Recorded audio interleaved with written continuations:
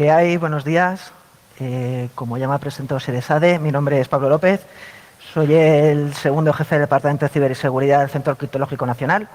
Lo primero, agradecer a INCIBE que nos haya invitado a dar esta charla, esta sesión. La vamos a centrar en lo que es la ciberamenaza. La ciberamenaza como carácter general, genérico.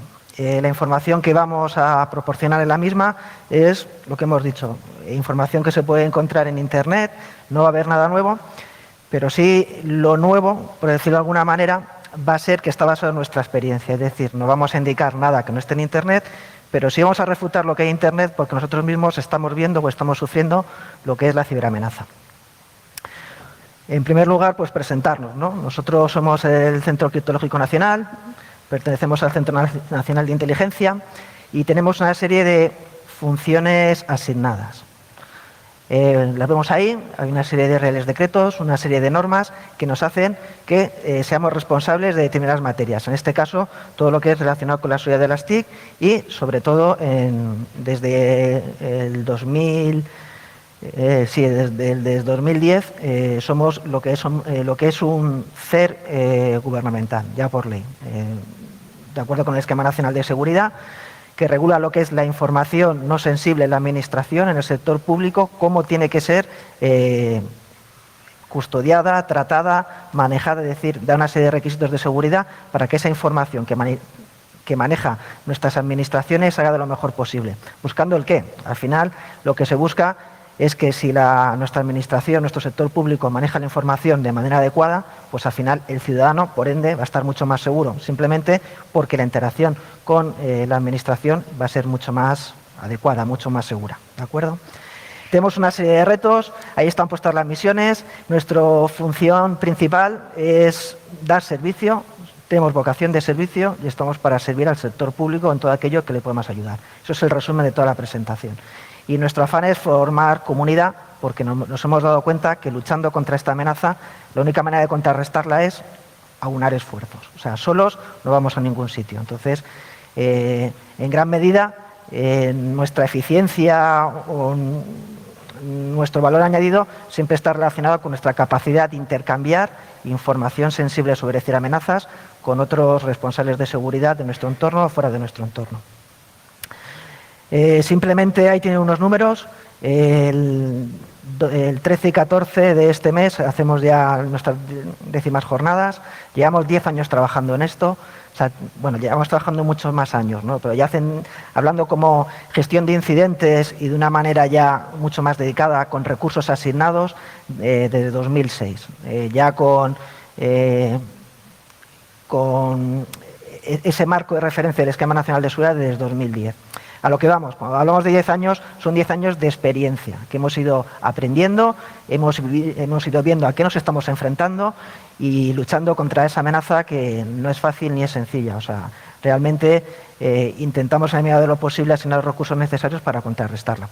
Ahí simplemente son unos números para hacer referencia a qué es lo que somos y qué es lo que hacemos. Ya centrados un poco en la presentación, pues lo tenemos aquí, es decir, nos encontramos en un mundo, en un nuevo paradigma, ¿no?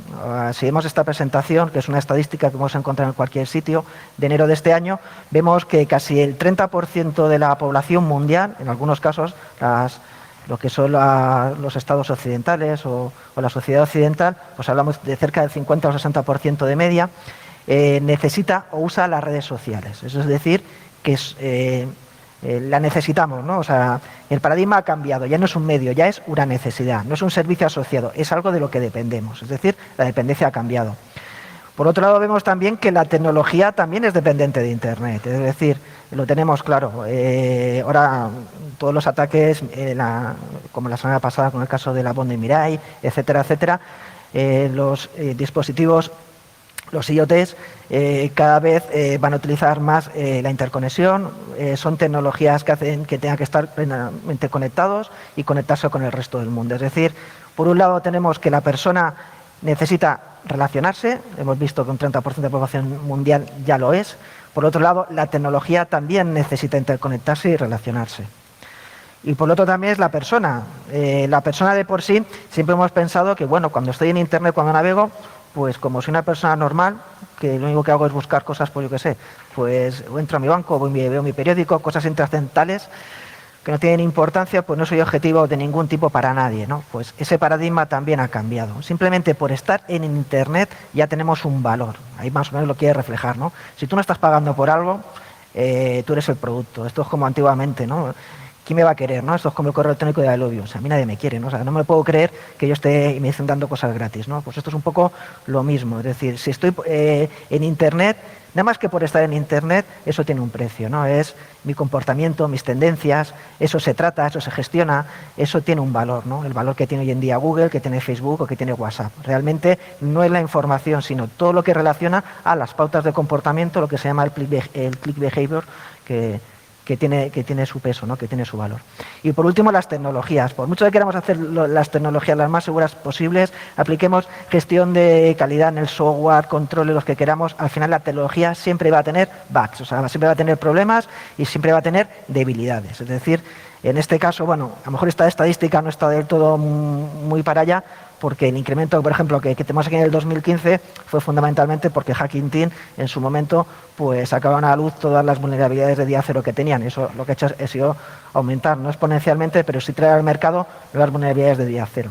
Pero sí lo que hay son vulnerabilidades que la gente conoce y que la gente explota. Eso lo que hace es que Internet al final sea lo que acabamos de decir, ¿no? Un caldo de cultivo. ¿Caldo de cultivo para qué? Para la amenaza, para los actores. ¿Para qué? Pues desfiltrar información, de reclutamiento, desde propaganda, de causar daño a unos estados, en tener posiciones privilegiadas, en tener un beneficio económico en cualquier tipo de transacción, el cibercrimen ya se vende como servicio, etcétera, etcétera, etcétera. Es decir, por un lado tenemos una sociedad dependiente de las tecnologías, por otro lado, como hemos dicho, la persona por estar en Internet ya tiene un valor. Por otro lado, hemos dicho que las tecnologías también necesitan conectarse entre sí. Y por último, las tecnologías tienen vulnerabilidades. Es decir, lo que resume el esquema que ponemos detrás. Caldo de cultivo para que haya actores que utilicen este medio para causar daño, el que sea. Y en el beneficio, el suyo propio, ¿no? Que luego iremos viendo. Al final, ¿qué nos afecta esto? Pues que las administraciones, el sector público, se convierte en objetivo de este tipo de ataques. Es decir, en lo que a nosotros nos preocupa, como hemos dicho, que nuestra competencia está en el sector público, intentamos que el sector público esté lo más seguro, porque si la administración está segura, el ciudadano lo va a estar, ¿de acuerdo? Es crear confianza en la sociedad, y es lo que estamos haciendo. Entonces, estamos detectando, pues desde ya hace llevamos muchos años ya trabajando en esto, ya lo hemos dicho, que se produce estos ataques, estas amenazas realmente nos hacen daño. Y su objetivo, ahí está ahí, el sector público, y normalmente va a estar perpetrado, como ponemos, por estados. ¿Por qué por estados? Fundamentalmente porque los estados son los únicos que se pueden permitir este lujo. ¿Cuál es el lujo? Pues de tener personas y dinero, es decir, recursos materiales, económicos, para llevar a cabo este tipo de ataques. Crear estas infraestructuras, generar este tipo de software, desarrollar sus propias herramientas, mantener esas infraestructuras, etcétera, etcétera. Eso solamente se lo pueden permitir muy pocos. Organizaciones que tengan recursos suficientes. Resumen de todo esto, pues nuestras estadísticas. Estas son las estadísticas de esta semana, ¿de acuerdo? Y podemos ver el número de incidentes. En este año, el 2016, tenemos a día de hoy 19.331 incidentes gestionados. Es decir, eso es lo que estamos viendo. Y también digo una cosa.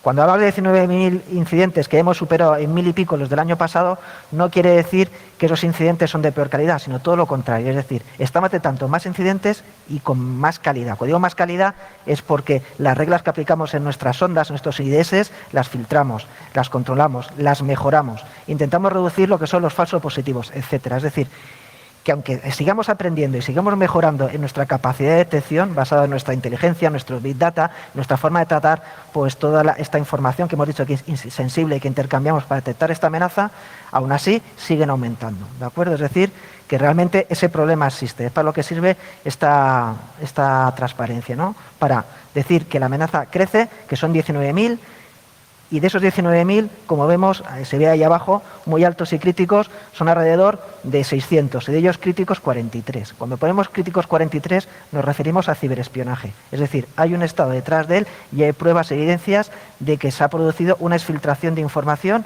en nuestras administraciones, en el organismo que sea. Es decir, eso es lo que hemos visto. como hemos dicho, hay cosas que puede que no veamos.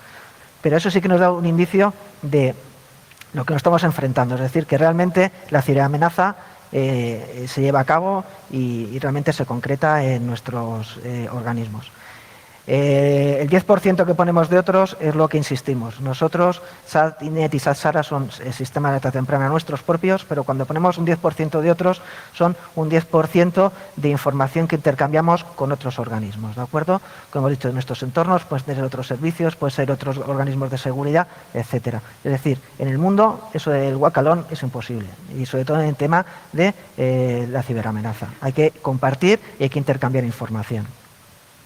Aquí simplemente la siguiente es centrarnos de esos tantos incidentes, pues cuál es el tanto por ciento realmente a que se atiende, ¿no? Pues el código dañino es el 54% y las intrusiones el 35,4% de esos 19.000. O sea, centrarnos en que realmente no estamos hablando solamente de spam, estamos hablando de realmente de intenciones de exfiltrar información o de llevar a cabo un ataque, ¿no? ¿Cuáles son los actores? Para ya centrarnos un poco más en el objetivo de la presentación, ¿no? Los actores están ahí, no estamos inventando nada. Lo que sí tenemos que tener en cuenta que las organizaciones criminales o el cibercrimen como servicio se está implementando de manera muy rápida. ¿Por qué?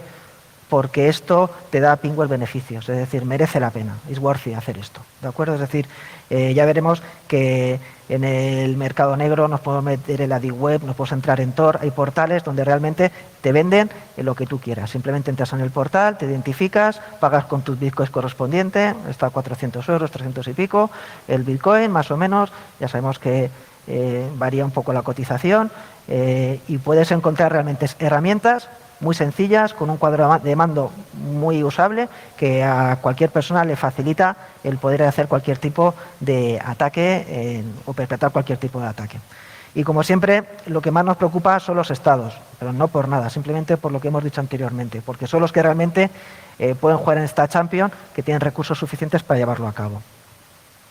Dentro de cómo funciona la ciberamenaza, pues las tenemos aquí, ¿no? Es decir, tienen su ciclo de vida, pero nos vamos a centrar realmente qué es lo que necesita la ciberamenaza para perpetrarse, ¿no? O para poder atacar cualquier tipo de sistema. Al principio va a necesitar una infraestructura, va a necesitar una serie de herramientas, va a necesitar un vector de infección. En eso vamos a asistir un poco más, porque realmente puedes tener infraestructura y puedes tener herramientas, malware, pero realmente si no tienes un vector de infección adecuado, pues nunca vas a llegar al sistema, ¿no? Nunca vas a llegar al usuario y nunca, o sea, puedes tirar la caña, pero al final no va a picar nadie, ¿no?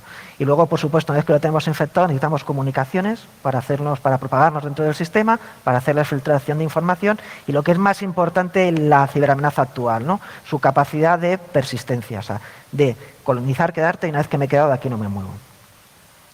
Hablando de la infraestructura, pues vemos que hay infraestructura propia e infraestructura prestada. Al principio se tendría que cada uno pues contratase sus VPS y tuviese su propia infraestructura, que la gestionaba él mismo. Eso ya va cambiando. ¿Por qué? Porque normalmente las capacidades de detección también aumentan. Entonces, ¿qué es lo que hace en este caso la amenaza? Pues la amenaza lo que busca es pasar desapercibido. ¿Cómo mejor pasa desapercibido? Pues utilizando infraestructuras que no son suyas, aprovechando vulnerabilidades que tienen esas infraestructuras. Con lo cual, ¿cuál es la tendencia actual? Utilizar una infraestructura que me permita hacer el ataque, ¿basada en qué? Pues en las debilidades, vulnerabilidades de sitios web o, sí, normalmente sitios web, para utilizarlas en mi propio beneficio. Pueden ser legítimos, no legítimos, pueden ser para servicios de mando y control o simplemente para pegar un salto.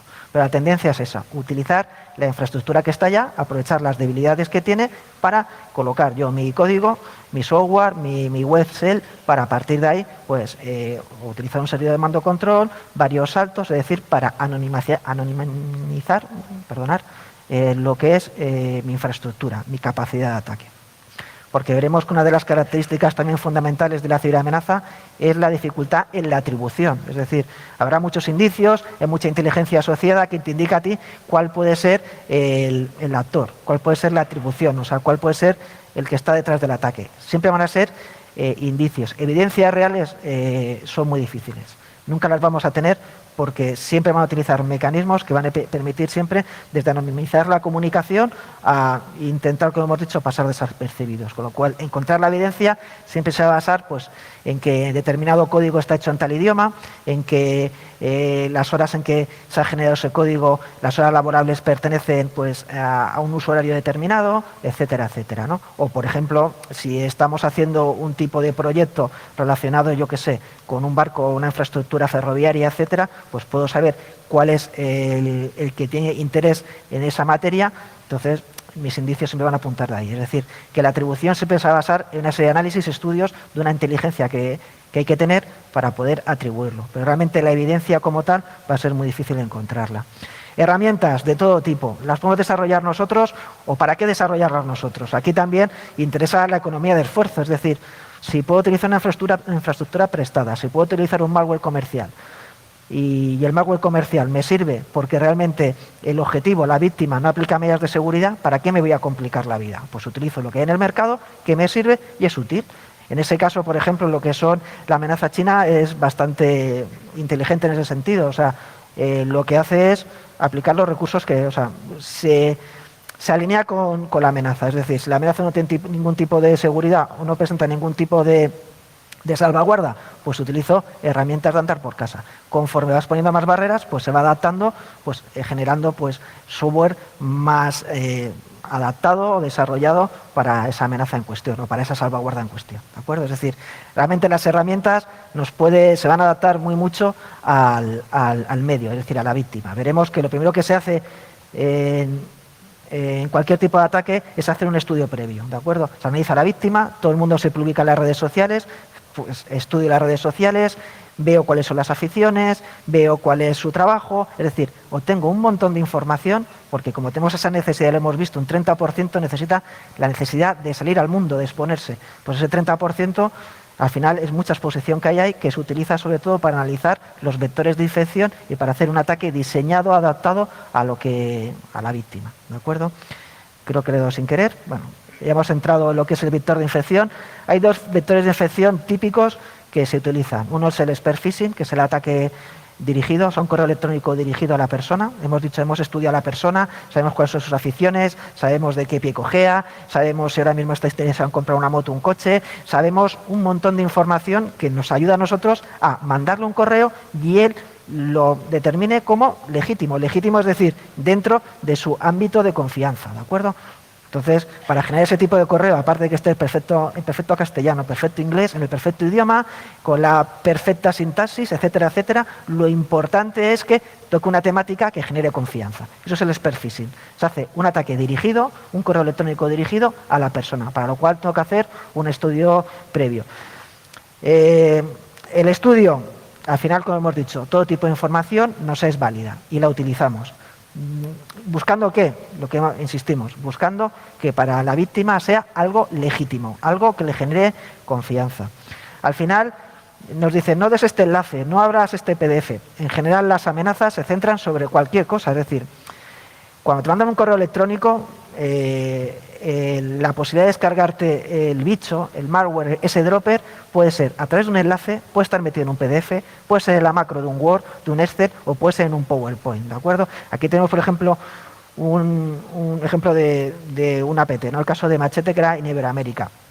Hacía todas esas cosas que están a la izquierda y abajo tiene los países que están afectados. ¿Cuál fue el vector de infección? Fue un correo electrónico que llevaba junto un PowerPoint. Un PowerPoint con determinadas imágenes adaptadas al perfil de las personas de la víctima. ¿Y qué hacía ese PowerPoint? Pues se ejecutaba y no pasaba nada, pero a la vez que se ejecutaba ese PowerPoint, lo que hacía era descomprimir, claro, tenía un tamaño inusual, descomprimía lo que es un código hecho en Python en este caso, me parece, hecho en Python, que generaba lo que es, o sea, descomprimía y generaba, lo que es el bicho que tomaba posesión, cogía credenciales de la víctima, ¿de acuerdo? En este caso era un PowerPoint pues con este tipo de imágenes, clicabas y al clicar se ejecutaba el PowerPoint con las imágenes determinadas, pero lo que hacía era al final descomprimir lo que es el software que se instalaba y se ejecutaba pues con los permisos adecuados. El otro vector de infección que también es ahora y al que se tiende también mucho, incluso los dos van alineados, es el abrevadero, el watering hole, ¿de acuerdo? El watering hole es utilizar una página web legítima, o sea, todos en nuestro trabajo utilizamos un portal, a través del cual entramos a realizar nuestras funciones. Pues ese portal tiene una vulnerabilidad y yo soy capaz de un enlace, un archivo determinado, abrir ese documento, lo que consigo es que se ejecute código dañino. Ese código dañino es el que nos permite a nosotros bajar otro tipo de código o ejecutar lo que es un wet exploit, ¿de acuerdo? El wet exploit, ¿qué es lo que nos permite? Pues simplemente tú, como hemos dicho, por entrar en una página web de confianza, que puede ser un periódico, que puede ser un portal, algo que nosotros utilicemos todos los días que tiene una vulnerabilidad, nos va a estudiar nuestro navegador, nos va a estudiar nuestros plugins, nuestras extensiones y va a determinar si son vulnerables. Si son vulnerables, ¿qué es lo que va a hacer? Pues va a interaccionar con ese navegador de tal forma que se va a bajar lo que es un software que permite, o sea, tratado por ese navegador, que ejecute un software malicioso que permite bajarse otro código malicioso para tomar el control del sistema víctima, ¿de acuerdo? Es decir, la tendencia es esta, es decir, generar confianza, pasar desapercibido. ¿Qué mejor manera que introducir un código malicioso, un wet exploit en una página web para determinar las vulnerabilidades de los clientes que se relacionan con esa página web para luego ir explotando diferentes vulnerabilidades, ¿de acuerdo? Esto es el watering hole, que se llama verdadero porque es donde todo el mundo va ahí, ¿no? Explotación de lo que hemos dicho, de un wet exploit kit, determina cuáles son mis problemas. Los navegadores tienen vulnerabilidades y si encima no los actualizo, le facilito la vida. Hay extensiones que no están actualizadas, los típicos Flash, los típicos Java, lo mismo. Él determina el perfil del cliente que se está conectando, ve las vulnerabilidades que tiene ese cliente y a partir de ahí empieza a actuar en consecuencia. Esto, como hemos dicho, es quizás lo más importante, la parte más delicada. Puede tener infraestructura, puede tener herramientas. Pero ¿qué es lo importante? Ser capaz de llegar a ese sistema. Esos son los vectores de infección y es las primeras pautas que hay que intentar contrarrestar. Una vez que ya estamos en el sistema, pues ya las siguientes partes son las lógicas y normales, ¿no? Es comunicarme. Por un lado, me comunico internamente, lo que son como movimientos laterales para extenderme por todo el sistema, para conocer el sistema. Hay que tener en cuenta que estos ciberamenazas no tienen ninguna prisa, todo lo contrario. Lo que intentan es conocer bien el sistema para perpetuarse un tiempo indefinido, ¿de acuerdo? Para comunicaciones internas, ya lo hemos dicho, los movimientos laterales, y las comunicaciones externas es las basadas en la exfiltración. Movimientos laterales, pues los tenemos claros, ¿no? Es acceder a recursos internos, obtener credenciales que permiten que el software, el código malicioso, se propague por todo el sistema. Para conocerlo, para ver si me estoy enfrentando pues, a qué sistema operativo, si está implementado un Debian, si tiene implementado un Apache, si tiene más Windows, si está utilizando un Exchange, qué versiones de Exchange, es decir, conociendo el sistema. Me estoy adaptando a él y lo estoy conociendo para luego perpetuarme con el mejor código malicioso que yo pueda desarrollar, adaptado, como hemos dicho, a esa víctima. Y la exfiltración, lo mismo, es decir, lo que voy a buscar ya una vez que ya he colonizado el sistema, es coger esa información y utilizarla en mi propio beneficio. Puede ser cualquier tipo de información, ¿de acuerdo? O puede ser también los mecanismos que utilizo ya el ransomware para secuestrar un sistema. Al final es lo mismo, es decir, es hacer algo sobre un sistema de una manera no legítima. Esto es lo que están buscando. En el caso concreto de la ciberamenaza, siempre hablamos de exfiltración de información. Puede haber diversas maneras, ¿no? Una más avanzada, que como hemos dicho, lo que busca es siempre pasar desapercibido en Internet. ¿Cómo la mejor manera de pasar desapercibido? Pues lo tenemos aquí, es utilizando lo que son las redes sociales. La mayoría de la exfiltración de información que estamos viendo se hace a través de canales de Twitter o a través de la nube, es decir, los proveedores típicos de Dropbox o Google o Yahoo, etcétera. Al final lo que estoy utilizando son protocolos, son puertos, son servicios que son comunes, que ningún cortafuegos o ningún IDS o IPS va a tratar de impedir, ¿de acuerdo? Entonces la exfiltración siempre va a seguir ese camino. Y por último, lo que estamos buscando, la colonización y la persistencia. Yo me tengo que quedar ahí. Y es realmente lo que caracteriza los APTs o la ciberamenaza ya seria, es decir, la capacidad de llegar y de quedarme, ¿no? Y para eso que utiliza mecanismos de persistencia, es decir, que lo que hacen por un lado es pasar desapercibido y por otro lado limitar los sistemas, servicios de seguridad que tiene el propio sistema. Es decir, pues echándolos abajo, pasando desapercibido como de legítimas cuando no son legítimas, etcétera. Es decir, mayor resistencia a la ingeniería inversa, de tal manera que el código no sea fácil de ofuscar, o desofuscar, mejor dicho, o sea, ellos lo ofuscan y que sea difícil desensamblar y encontrar las pautas o cómo se ha generado ese código o cuáles son las pautas de actuación de ese código, y por otro lado la seguridad de las operaciones, que es la otra parte que estaba comentando, es decir, impedir ser detectado. ¿De acuerdo? En resumen, de todo lo que hemos dicho es esta presentación, un poco para aclararlo. Esto es una infraestructura normal que nos podemos encontrar. Nos vamos a encontrar un atacante con una infraestructura que va a utilizar de vector de infección ya sea un portal a través de watering hole o un spear phishing o ambas cosas simultáneamente. Va a conseguir que al final la víctima pique. Una vez que ha picado, pues va a posibilitar el que se baje otro tipo de software malicioso, que lo que va a buscar es buscar esas puertas traseras, conocer el sistema, ver qué debilidades tiene el sistema, para a partir de ahí, pues el siguiente paso, incrementar privilegios y expandirme, hacer los movimientos laterales, que son muy importantes porque lo que me permiten es colonizar el sistema. Es decir, para el personal de seguridad es imposible, es decir, si no eres capaz de compartimentar y tienes que atender toda la vez, es prácticamente inasumible, ¿no? Entonces es fundamental expandirse, conocer cuál es el punto más débil de esta cadena, de esta infraestructura, para a través de él realizar la filtración de la manera más adecuada. Como hemos dicho, se propaga, lo estamos viendo, luego instala las últimas utilidades. Aquí está ya el rootkit, esta ya es la herramienta en sí, que es la que te genera ya los comportamientos cifrados, es donde se esconde la información, donde es difícil de detectarla, es la que genera ya que la filtración lo hago en paquete de 2 megas en HTTP post, porque si no el proxy me lo para. Es decir, aquí es donde hay todo el estudio para saber cómo puedo yo al final filtrar la información sin ser detectado. Y como decimos, esto no corre ninguna prisa. Lleva su tiempo y además están encantados. Es decir, lo que quieren es conocer el sistema de verdad, quedarse ahí y controlarlo a su libre albedrío. Esa es la razón de ser de lo que busca el APT. Por último, como hemos dicho, la filtración. Ya lo tengo todo colonizado, ya lo tengo todo dominado. Y ya por último, quién sabe, ¿no? Una vez que tengo el sistema colonizado, está ahí.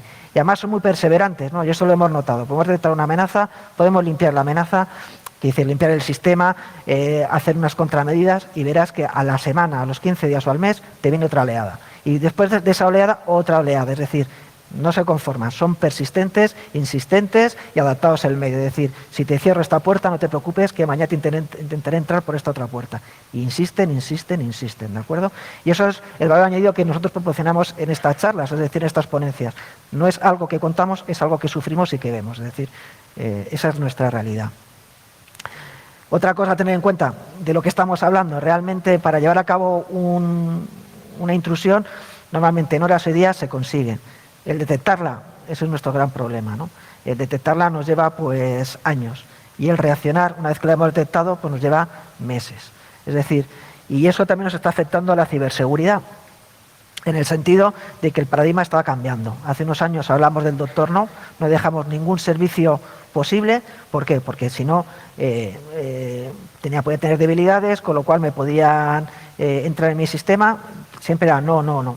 Ahora el doctor no ha pasado a la historia. Ahora, sin un sistema de información, si tú no puedes trabajar y delante de un ordenador, tenemos problemas. Entonces, el paradigma ha cambiado por el paradigma de la resiliencia. Es decir, lo que buscamos es que el sistema funcione con unas medidas de seguridad adecuadas, y lo que es más importante, que trabajemos como si estuviésemos ya afectados, de tal manera que tengamos una capacidad de reacción en tiempo oportuno lo más rápida posible. Es decir, ser conscientes de que estoy infectado, pero que tener capacidad de detección, y sobre todo que si lo detecto vuelva al estado inicial lo antes posible. Ese es el paradigma en el que estamos, ¿no? Nos hablamos mucho de respuesta a incidentes, de gestión de incidentes. O sea, hay que tomar medidas preventivas, pero el sistema tiene que funcionar, con lo cual esos requisitos de seguridad tienen que ser adaptados siempre a la funcionalidad del sistema. Si la persona no puede trabajar el requisito de seguridad, hay que aliviarlo, porque si no puedo trabajar no tiene sentido, el sistema deja de carecer de tener sentido para la organización, y lo que sí invierto recursos es la capacidad de detección y sobre todo la capacidad de resiliencia, es decir, capacidad de volver al estado inicial, a recuperarme de esa amenaza, ¿no? Eso es lo que estamos trabajando y lo que se invierte en recursos. Y sobre todo en cambiar la conciencia de las personas y de los administradores de seguridad. La razón de ser de la ciberamenaza está aquí. Siempre va a estar y siempre la vamos a tener y hay que luchar siempre contra ella. ¿Por qué? Porque hay una insuficiente protección y eso está claro, ¿vale? Ese es el principal problema que tenemos. Y como característica fundamental también la de abajo, ¿no? La distribución es muy difícil. Y otra cosa a tener en cuenta es que la superficie de exposición ahora mismo es la que tenemos, pero seguirá en aumento. O sea, ya nos traemos los dispositivos a nuestra empresa, necesitamos utilizar las redes sociales, es decir, necesitamos una serie de abanicos de servicios que hace que nuestra superficie de exposición aumente y crezca y sea cada vez mayor, ¿de acuerdo? Eso hace que tengamos que utilizar esos paradigmas nuevos, no intentar limitar todos los recursos, todos los servicios, porque eso nos lleva al final a no ser eficientes y ir al paradigma de la resiliencia, es decir, trabajar en pos de la detección y de la recuperación ante un ataque. ¿Qué hemos aprendido de las APTs? Pues bueno, aquí tenemos estas 4 fotos que lo dicen claramente, ¿no? Ellos saben mucho, saben más que nosotros, son mucho más que nosotros, asignan mucho más recursos que nosotros a esto, son muy insistentes, yo lo he citado anteriormente, es decir, no descansan, es decir, no has limpiado cuando al día siguiente vuelven otra vez, vuelven a infectarte otra vez porque han encontrado otra puerta trasera, otra vulnerabilidad, los vuelves a limpiar y vuelven otra vez con otra oleada, te cambian la macro del Excel, te genera otro tipo de correo, ahora el tema en vez de ser, yo qué sé, es la, no sé qué decir, la reunión en cualquier sitio, o es las jornadas de cualquier otro sitio, o es el tema económico de interés de ese momento, son muy insistentes, no descansan y por supuesto están muy especializados. Resumen de todo esto, ¿qué quiere decir? Realmente nos enfrentamos a un enemigo muy complicado, con lo cual solos no podemos hacerlo. Tenemos que ir siempre de la mano de alguien, acompañados por alguien. Es decir, tenemos que aunar esfuerzos, ¿de acuerdo? Es decir, formar comunidad contra la ciberamenaza, si no es imposible luchar contra ella. Esto simplemente es un ejemplo de de nuestra propia experiencia, ¿no?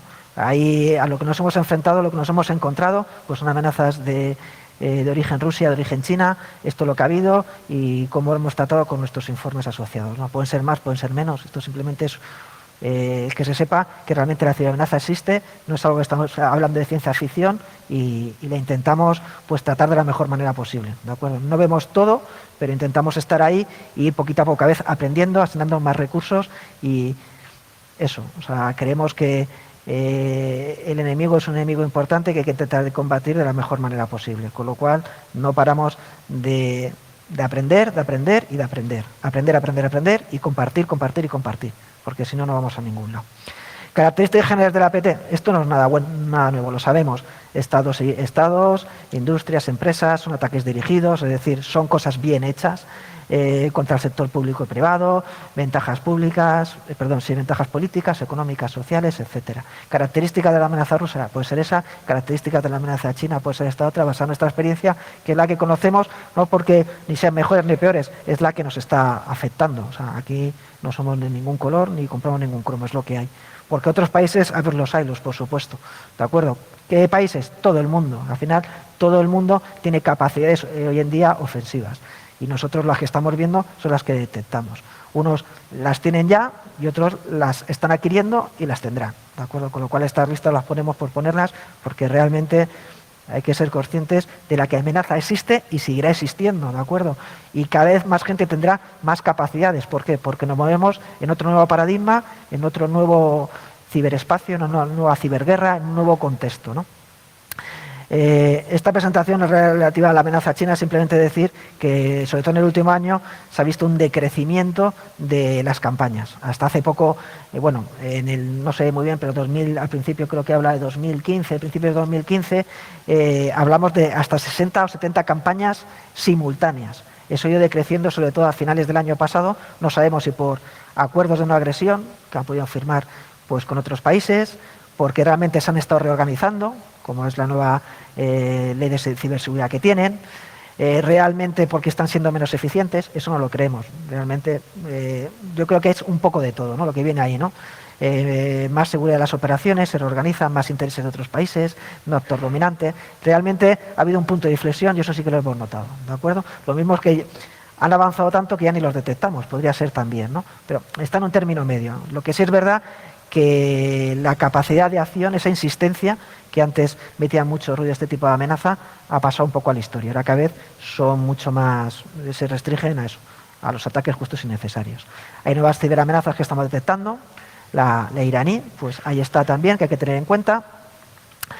La de Corea del Norte también. Hemos visto también lo que ha pasado con los ataques a Sony Pictures, etcétera. Es decir, son amenazas que están ahí y seguirán existiendo, ¿no? E irán avanzando, sobre todo porque son actores que tienen recursos y los van a desarrollar, ¿de acuerdo? Los van a emplear. El grupo Lazarus. Otra amenaza también incipiente es la amenaza india. Ahí está también. Ahí siempre hablamos utilizamos nomenclatura mandia muchas veces, ¿no? Los osos los asociamos a la amenaza Rusia, los panda a la amenaza china y los elefant pues a la amenaza india, ¿de acuerdo? Son amenazas que están ahí, que van siguiendo y simplemente las ponemos como ejemplo, es decir, lo que hemos visto, lo que tenemos y que realmente esto no queda ahí, sino que va a haber increciendo. Cosas que hemos visto en los periódicos, pues lo tenemos claro. El tema de RCS Hacking Team, una empresa que vendía pues determinados servicios, determinadas herramientas. Esto fue del verano de 2015. De este verano tenemos el tema de Cohesion Group, lo mismo, es decir, capacidades de herramientas con capacidades de actuar sobre infraestructura de red, incluso infectar lo que son discos duros, etcétera, etcétera, a través de hardware. Centrándonos ya en lo que hemos dicho que va teniendo más importancia, que es el cibercrimen, pues ahí tenemos el archiconocido Carbanak, ¿de acuerdo? Esto, ¿por qué se utiliza? Porque lo que hemos dicho, porque da pingües beneficios. Esto es rentable. En este caso se consiguió robar 1.000 millones de dólares. Simplemente cogiendo la técnica de APT, se infiltró en un banco y fue capaz de ir seleccionando qué usuario era el que me interesaba hasta llegar a los administradores del sistema, incluso con webcam, puede detectar pues qué hacen, que se mueven, sus credenciales, etcétera, etcétera, para al final pues hacer transacciones en nombre de esos administradores. Al final consiguieron aquí nos filtraron, consiguieron robar, en este caso, 1.000 millones de dólares, ¿no? Otro caso concreto es también cuando manejas con el sistema o intentas hackear el sistema interbancario. Pues aquí lo mismo, ¿no? Aquí se puede ver en este caso, pues en febrero de 2016, ¿no? Como con 35 intentos por 951 millones de dólares, al final de esas transacciones se bloquearon 30, una falló, pero solamente con que triunfaron 4 ya consiguieron 81 millones de dólares, ¿de acuerdo? Es decir, el cibercrimen es rentable, por eso dedican tiempo y recursos a este tema, ¿de acuerdo? A este asunto.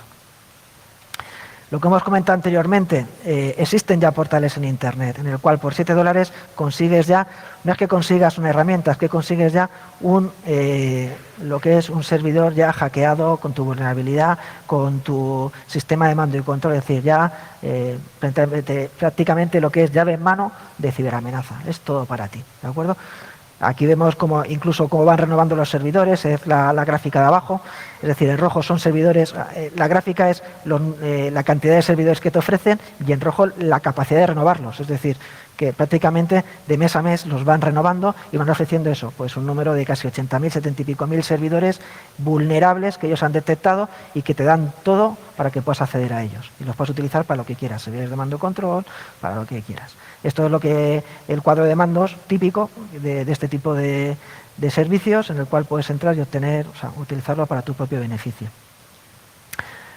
Hemos hecho lo que es un recorrido un poco muy genérico, como hemos dicho, aquí la base no hemos contado quizás nada nuevo, quizás lo fundamental es decir que nosotros esto sí que lo vemos, ¿vale? O sea, nuestro valor añadido de estar aquí es que esto lo estamos viendo, lo estamos detectando, los Carbanak también, los vemos y tenemos esa experiencia que nos hace ir aprendiendo de ellos y cada vez poco a poco ir poniendo contramedidas o ir tratando la amenaza de la mejor manera posible para que nos cause el menor daño, ¿vale? Esa es nuestra vocación, ¿no? O sea, el conseguir al final intentar mitigar la amenaza de la mejor manera posible. Tendencias, como vemos las que hay ahí, el panorama no va a cambiar mucho, ¿de acuerdo? Es decir, va a ir a peor, ¿no?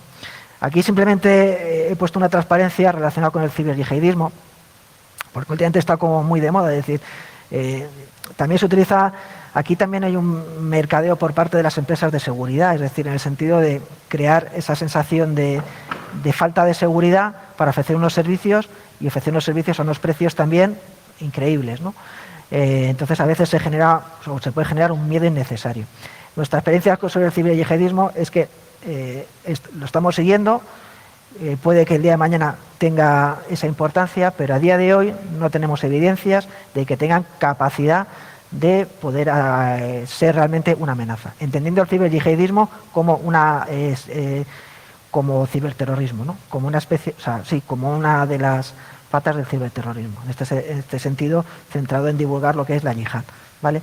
Pero a día de hoy creemos que se va a quedar solamente lo que llamamos activismo yihadista, es decir, en propaganda, en defacement, en denegaciones de servicio. O sea, no van a tener la capacidad suficiente, o a día de hoy no tienen la capacidad suficiente para tener lo que es un arma cibernética para causarte un daño, un problema a un Estado o a una institución. Eso es lo que estamos viendo a día de hoy, ¿de acuerdo? ¿Qué más podemos decir? Hemos visto la amenaza, hemos visto la tendencia. ¿Qué hacemos o qué podemos hacer para reducir o limitar la ciberamenaza? Pues aplicar seguridad. ¿Cuál es el criterio? O sea, al final no es decir cuánto me gasto o no me gasto.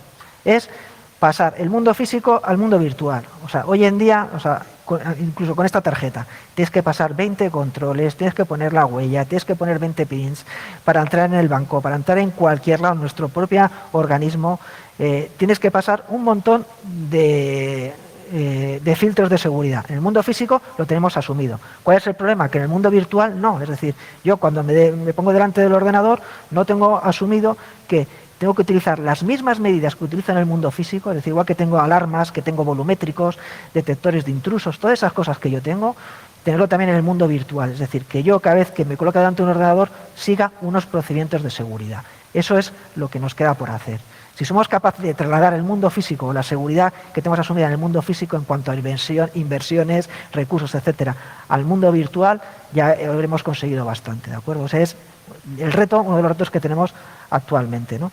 Tanto a nivel de concienciación como a nivel del propio usuario. O sea, que el propio usuario sea consciente que, igual que el del fútbol puede hablar cualquiera, del ordenador ya no todo el mundo puede hablar cualquiera. Es decir, tienes que seguir un procedimiento y seguirlo de manera adecuada. Es decir,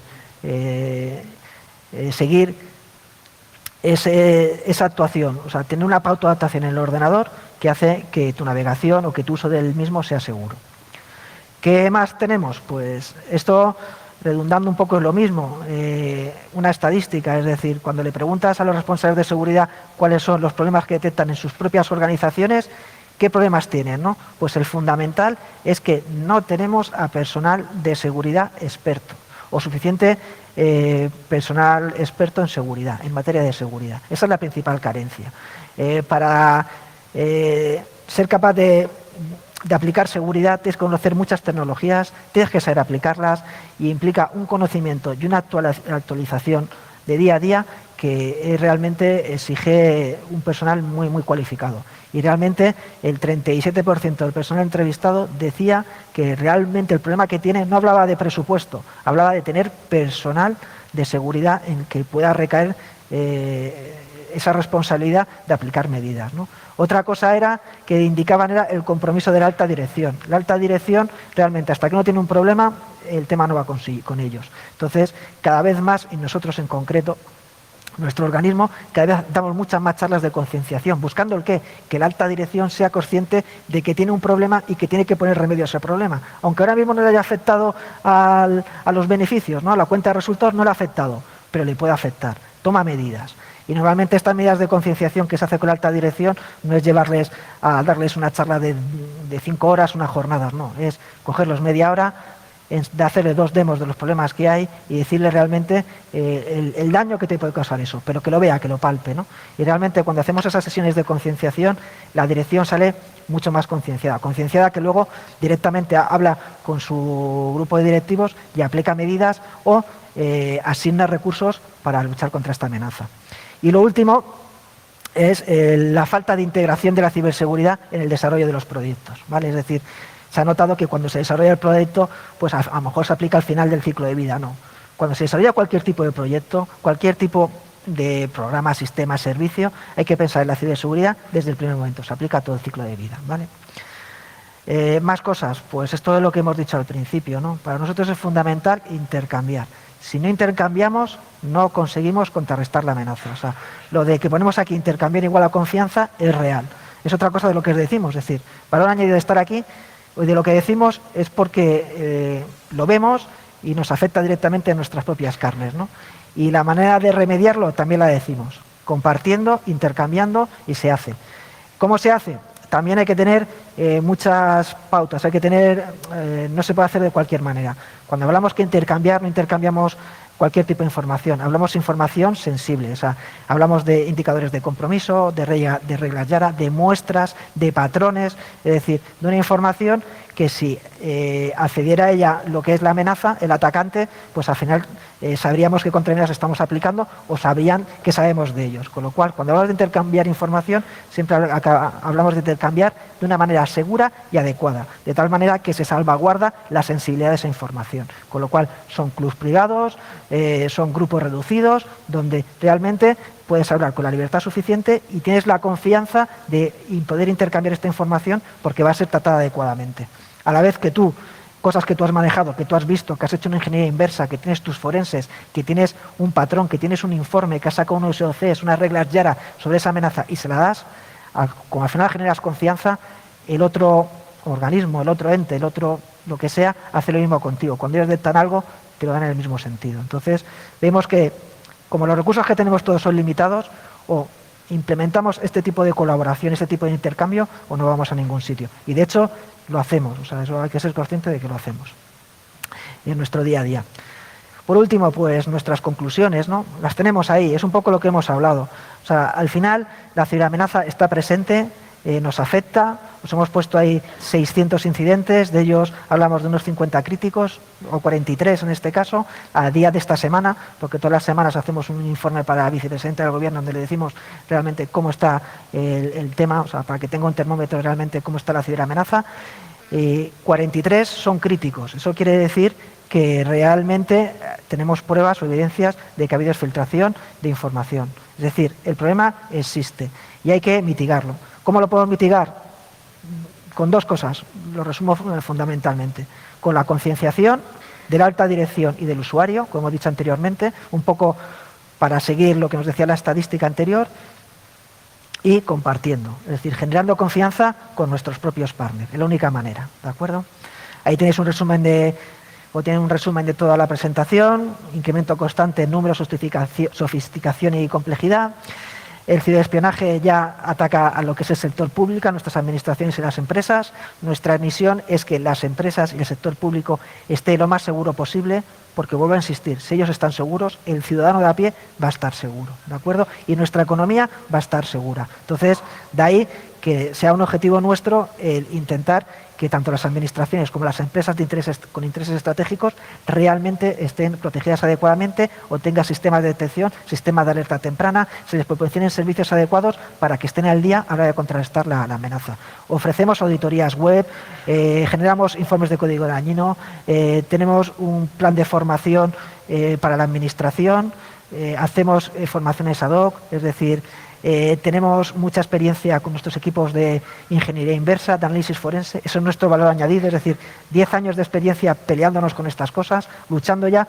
No hablamos de una ingeniería inversa forense de códigos maliciosos de andar por ahí, no, que generan spam o cualquier otra cosa. Hablamos ya de luchar con APTs, llevamos como 10 o 8 años de experiencia, seguro, ¿de acuerdo? Es decir, y eso al final es lo que te da valor añadido. Dificultad de atribución, hemos puesto ahí unas banderas, unas cosas, tampoco hay que hacerle caso, es decir, realmente tenemos un problema. Eso es lo realmente importante de la ciberamenaza, ¿de acuerdo? Que tenemos que estar ahí. Que existe y que hay que poner las barreras suficientes para mitigar el problema. La amenaza procede de otros países, también otros países, otros estados. Cuando decimos países o estados, quiere decir que procede de organizaciones o de entes o entidades que tienen los recursos suficientes para poderse permitírselo, ¿de acuerdo? Eso tenemos que ser conscientes. Y que aquí no hay amigos ni aliados, hay intereses comunes, ¿de acuerdo? Y en un momento dado me interesará estar contigo en esto, pero cuando hay un tema geopolítico o cuando hay un tema de interés económico, pues cada uno tira para su parte. Eso nos pasa en nuestra casa, ¿no? Tenemos nuestra comunidad de vecinos, en unos casos pues estaremos de acuerdo o protegeremos el interés común, y otro caso será nuestro interés particular. Pues esto es lo mismo. Hay intereses comunes, es lo único que hay. Aquí nunca podemos hablar ni de amigos ni de aliados, ¿vale? Es preciso reforzar la capacidad de prevención y protección. Eso sí también es importante. Hemos dicho que el paradigma ha cambiado, que hablamos de resiliencia, pero no hay que olvidar que hay que poner requisitos de seguridad. Eso sí, esos requisitos de seguridad tienen que ser adaptados a la funcionalidad. O sea, no podemos poner un requisito que no permita que el sistema funcione. Nos estamos equivocando, ¿de acuerdo? Porque si el sistema no funciona, ¿qué pasará? Pues que vendrá el ingeniero o el experto de turno, se saltará las barreras de la organización y hará que el sistema funcione porque lo necesita para trabajar. Con lo cual hay que intentar buscar un equilibrio, una balanza entre seguridad y funcionalidad. Y por último, hacen falta capacidades de inteligencia. Si no tenemos capacidad de inteligencia, no podemos conocer la amenaza. Incluso para las propias reglas, o sea, cuando manejas 50.000 reglas o millones de reglas, o tienes un data mining detrás, una capacidad de big data para tratar esa información y obtener lo que necesitas, o no vas a ningún lado, ¿de acuerdo? Entonces, hay que tener capacidad de inteligencia para conocer la amenaza, saber cuáles son sus intereses, determinar cuáles son sus patrones, determinar qué es lo que se busca, pero incluso cuando hablamos de patrones, la gestión de esos patrones también implica una inteligencia importante. Y nada más, esto es lo último, llegando a 2 segundos, ya que casi salta. Tenemos nuestro decálogo de ciberseguridad, que al final me quedo en el último punto, que es uno de los que he dicho anteriormente. Hay que trabajar como si estuviésemos infectados, ¿de acuerdo? Eso quiere decir que trabajando de esta manera sabemos que tenemos un problema y aplicaremos las medidas adecuadas, es decir, implementar el paradigma de la resiliencia. Pasar de cerrar las puertas, de poner un montón de cerraduras, de impedir que se puedan usar las cosas, a hacer que funcionen, pero teniendo en cuenta que tenemos que tener una capacidad de respuesta, una capacidad de resiliencia, ¿de acuerdo? Y nada más, esto era la presentación, intentando un poco buscar el profundizar el tema de la ciberamenaza, y nada, si tienen algún tipo de pregunta, algún tipo de cuestión, de lo que sea, pues aquí creo que hay una.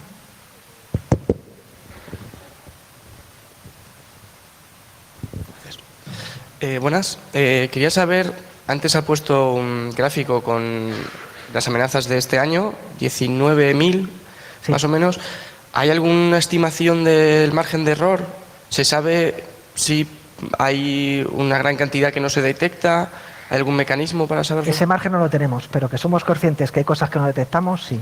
Y que vamos mejorando también. O sea, ahí, si te fijas, también cambiamos nuestros sistemas de gestión, nuestros SIEM para gestionar los incidentes, los estamos cambiando, los estamos mejorando y adaptando. Cuando ves, por ejemplo, en noviembre que la estadística se ha mantenido, es porque hemos cambiado nuestro sistema de gestión de incidentes. ¿Para qué? Para hacerlo más eficiente. Pero eso quiere decir, respondiendo a tu pregunta, que sabemos qué parte no estamos viendo. No. Lo que sí te podemos decir es que estamos mejorando para evitar que eso se produzca. Es decir, yo soy menos partidario de la cantidad y buscamos más la calidad. Entonces, aún así, aumentando la calidad, es decir, siendo más eficientes en la gestión, evitando los falsos positivos, siguen apareciendo mucho más incidentes. También es verdad que hay que asignar recursos. Tenemos los recursos que tenemos. Si tuviésemos más recursos, seguro que en vez de ver 19, 20, veríamos a lo mejor 40. No te digo que no, pero eso a día de hoy no lo sabemos. Lo que intentamos es sí, aplicar nuestro autoconocimiento, ir mejorando cada vez más, para que ese margen ir reduciéndolo. Pero ¿cuál puede ser?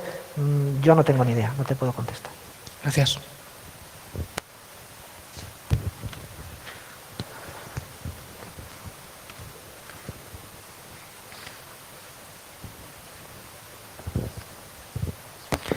No sé si Buen día. Si me puedo adelantar por las cámaras, ¿sí? Cuando se refieren a ataques patrocinados, no digamos por Estados, sino por gobiernos, habla de gobiernos y de países que están aumentando sus capacidades de desarrollar herramientas. ¿Podría dar ejemplos específicos dentro de sus capacidades? No te puedo dar ejemplos específicos porque hay parte que es más o menos sensible, pero eso sería la excusa, ¿no? Realmente están desarrollando capacidades, los estamos siguiendo, se están viendo, es lo que te puedo decir. Ya en concreto, el tipo de capacidades y demás, como comprenderás, eso es algo que nos guardamos. Es decir, aquí, como ves, lo que te hemos puesto es algo que tú puedes bajarte de internet, muchos informes son de Kaspersky, como has podido ver, o cualquier otro Mandiant, etcétera, y es información que es pública, que es accesible. Lo que sí es verdad que hemos detectado que esos estados sí que van teniendo capacidades, pero como cualquier otro Estado. Es decir, tú cuando ves que un Estado tiene un ejército detrás, lo va a seguir teniendo, incrementará, le asignará más recursos o tendrá más potencial. Pero en el mundo que nos vemos ahora del ciberespacio, ten en cuenta que cualquier Estado va a tener capacidades defensivas y ofensivas. ¿En qué medida? Pues estamos viendo que algunos de ellos no tenían nada y van mejorando, van creciendo sus capacidades, otros las tienen más estabilizadas, etcétera. Pero el detalle ese que me preguntas, como comprenderás, no te lo puedo concretar. Creo que ahí había una pregunta.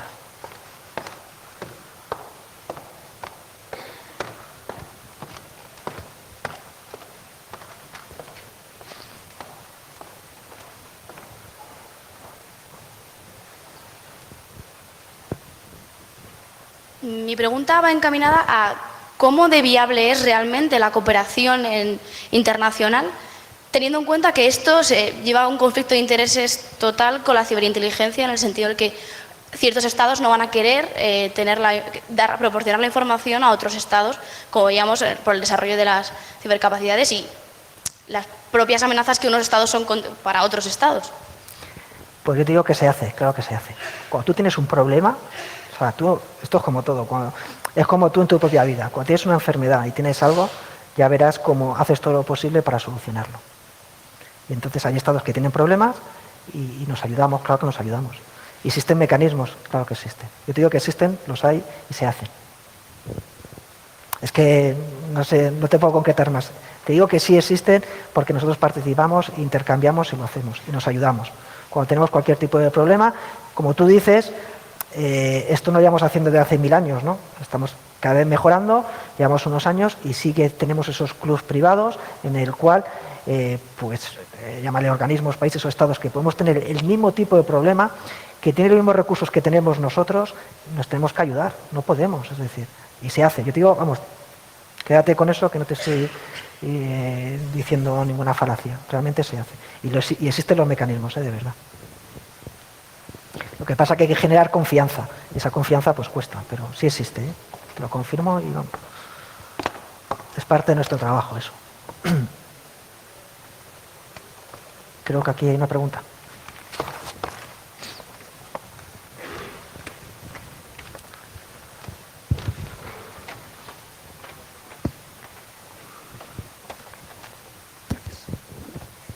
Hola, buenos días. Enhorabuena por la exposición.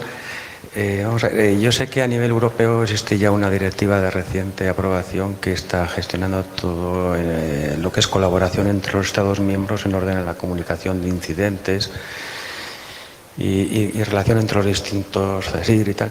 Lo que me refiero es a nivel interno, sé que hay una multitud de CERT en España, tanto en el ámbito autonómico como privado, a nivel nacional.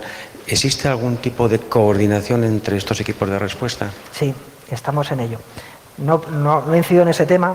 Normalmente cuando hablamos de ciberseguridad también pongo los sistemas de alerta temprana, decimos que tenemos el ISMO 120, el SAT de Internet, el SAT de SARA también, etcétera. Respecto a la voy por los datos por lo que has comentado al principio. Respecto a la transposición de la directiva NIS, estamos metidos ahora en ello. O sea, yo de hecho colaboro en ese grupo de trabajo que está hecho para transponerla con los distintos ministerios y organismos competentes para transponerla.